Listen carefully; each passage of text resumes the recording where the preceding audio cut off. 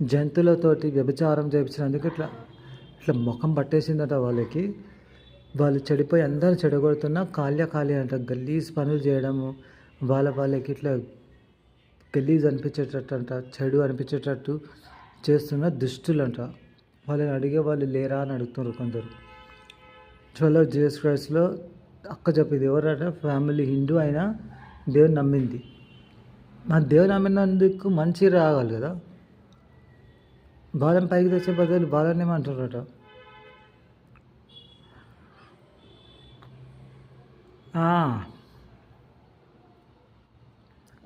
వాళ్ళని పైకి తెచ్చే బదులు వాళ్ళని తిడుతున్నారట.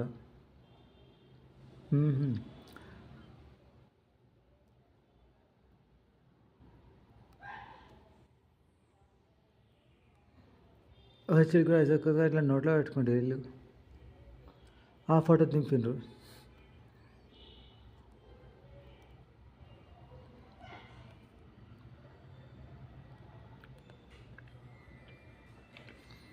సో వాళ్ళు చెప్తుంది 12 ట్రైబ్స్ ఉన్నారు, అన్నిట్లో 12 ట్రైబ్స్ ఉన్నారు. మీ హ్యామ్ ట్రైబ్స్ కట్టుకపో ఆఫ్రికా, ఇంకెంతకాలం పడి ఉంటావు మమ్మల్ని అందరినీ బాధించడము, వేరే వాళ్ళు డెవలప్ కాకుండా ఉండాలంటే ఒడుకుంటే నరకం వేపిస్తాం మిమ్మల్ని. పిశాచిలాగా అందం మందిని కావాలని కోరుతున్నావా? చంపండి, వాటిని చంపిపాడేయండి, లీడర్స్ చంపి రాత్రి.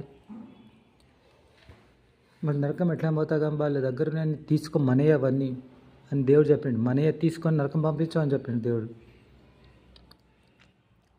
చాలామంది స్టార్ పెడతలేరని ఆడు గుర్తు చేస్తుండట.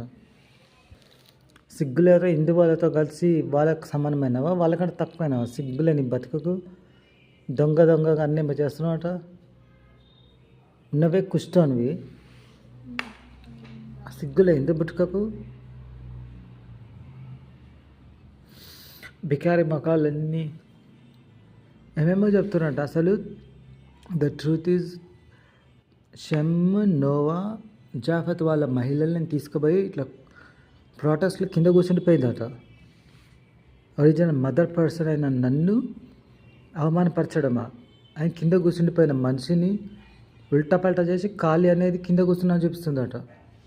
ప్రొటెస్ట్లో కింద కూర్చోవడం అనేది ఎక్కడ స్టార్ట్ అయింది? నోవా, షెమ్, జాఫెత్ ఒరిజినల్ మదర్స్ని అవమానపరిచినందుకు ప్రొటెస్ట్లో కింద కూర్చుండిపోయి ప్రేయర్ చేయడం, యేసయ్యకు ప్రార్థన, దేవునికి యెహోవా తండ్రికి ప్రార్థన చేసి యుద్ధాలు జరిగినాయి. తల తీసేసిరట.